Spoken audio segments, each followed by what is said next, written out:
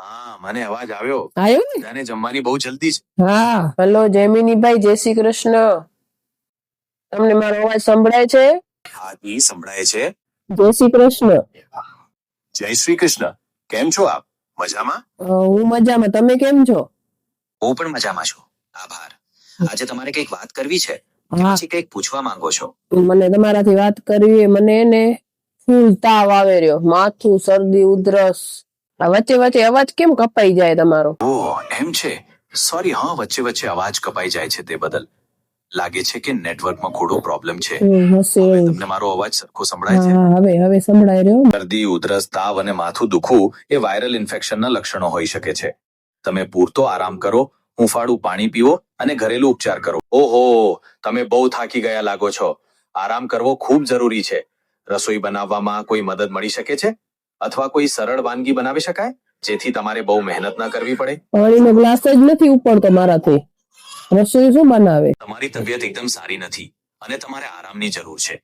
જો તમારાથી પાણીનો ગ્લાસ પણ નથી ઉપડતો તો રસોઈ બનાવવી તમારા માટે મુશ્કેલ છે. કોઈની મદદ લઈ શકાય તેમ છે? કોઈ મદદ જ નથી કરતો.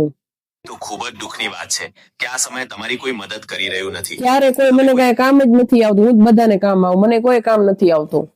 હું સમજી શકું છું કે જ્યારે કોઈ તમારી મદદ ન કરે ત્યારે કેવું લાગે, પણ આવી પરિસ્થિતિમાં દુઃખી થવાને બદલે આપણે કોઈ ઉકેલ શોધવાનો પ્રયત્ન કરીએ. તમે આવશો ને રસોઈ કરી જશો?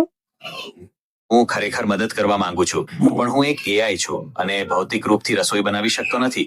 પરંતુ જો તમે મને કહેશો કે તમારે શું બનાવવું છે તો હું તમને રેસીપી કે સરળ ઉપાયો બતાવી શકું જેથી તમારું કામ થોડું સરળ બની જાય. શું તમે મને કહેશો?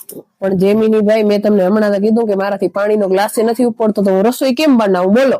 એ વાત હું સમજી ગયો તો કે પછી તમારાથી પાણીનો ગ્લાસ પણ નથી ઉપડતો, તો રસોઈ બનાવવી તમારા માટે કેટલું મુશ્કેલ હશે. આવા સમયે કોઈ તમારી મદદ કરી શકે તો સારું. શું તમારા ઘરે કોઈ બીજું સદસ્ય છે? કેવડા એ પણ કોઈ કામ જ નથી આવતું. જો સાંભળ્યું ને, જો અવાજ આવ્યો, જો જમવાની કેટલી વારે, જો જલ્દી બનાવ જમવાનું. સંભળાય ને? હા, મને અવાજ આવ્યો. આવ્યો ને? બધાને જમવાની બહુ જલ્દી છે. હા, હવે શું કરવાનું મારે? જેમિનીભાઈ તમે બોલો વેલા. જેમિનીભાઈ રસોઈ બનાવો થોડી આવશે. જો તમે ને કેજો. જુઓ, ગભરાવાની કોઈ જરૂર નથી. સૌથી પહેલા તમે એક ગ્લાસ પાણી લો અને શાંત થાઓ. પછી મને કહો કે તમારે શું બનાવવું છે. પણ વળી તમે યાર